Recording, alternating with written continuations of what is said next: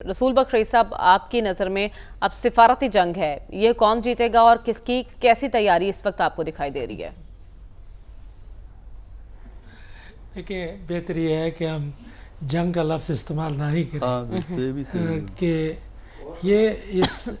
سفارت کاری میں یہ ضروری ہوتا ہے کہ ہر قوم اپنا موقف دنیا کے سامنے رکھے. ہندوستان بھی رکھے گا، ہم بھی رکھیں گے. اور دنیا میں جب آپ سفارت کرتے ہیں سفارت کاری، تو وہاں پہ کوئی عدالت نہیں لگتی کہ جس کے مطابق وہاں پہ کوئی ایک فیصلہ ہو جائے کہ غلط کون ہے اور صحیح کون ہے. یہ ضرور ہوتا ہے کہ کس کے موقف میں وزن ہے اور کس کا موقف ہلکا ہے، کس کی دلیل چھوٹی ہے اور کس کی دلیل کافی کنونسنگ ہے. تو یہ باتیں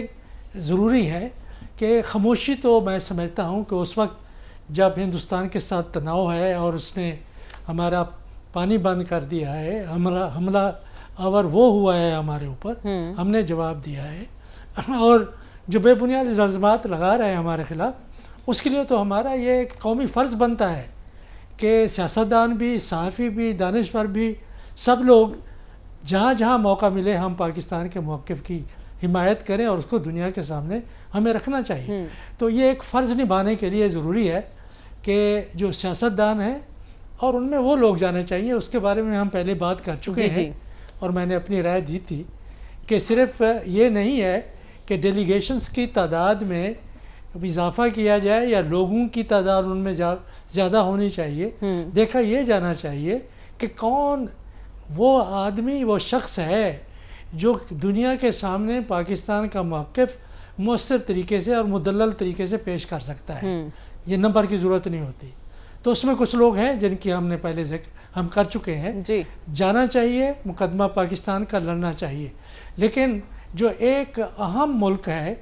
ابھی تک میرا نہیں خیال ہے کہ اس کے لیے ہم نے کوئی تشکیل دیا ہے، کوئی وفد، وہ امریکہ ہے. کہ امریکہ میں تھنک ٹینکس، امریکہ میں میڈیا،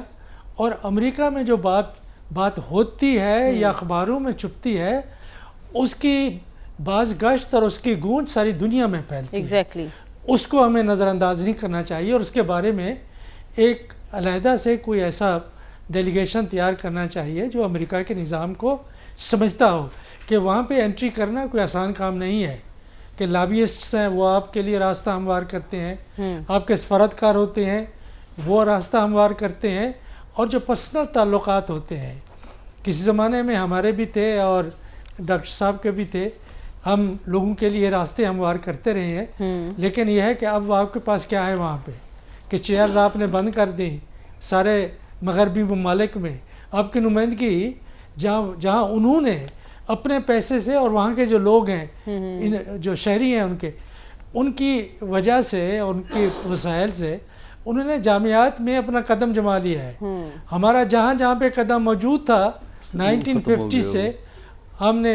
واپس آ کے اب گھر آ کے بیٹھ گئے ہیں. تو وہ دیکھیں، یہ جو لڑائی ہے نا، لڑائی جس کو آپ کہہ رہی ہیں، یہ سفارت کاری صرف سفیر نہیں کرتے، یہ دانشور کرتے ہیں، یہ کانفرنسز میں ہوتی ہے، یہ سیمینار میں ہوتی ہے، یہ میڈیا انٹرویوز میں ہوتی ہے. آپ کے کتنا سیاستدان ہیں مجھے آج تک کوئی سمجھا دے، یہ جو بڑے بڑے آ کے یہاں جن لوگوں کو آپ بلاتے ہیں روزانہ کے بنیاد پر، کتنا ہے ان میں سے جو کبھی جنہوں نے CNN میں انٹرویو دیا ہو، BBC میں دیا ہو، CBS میں دیا ہو، ABC میں دیا ہو، فاکس نیوز میں،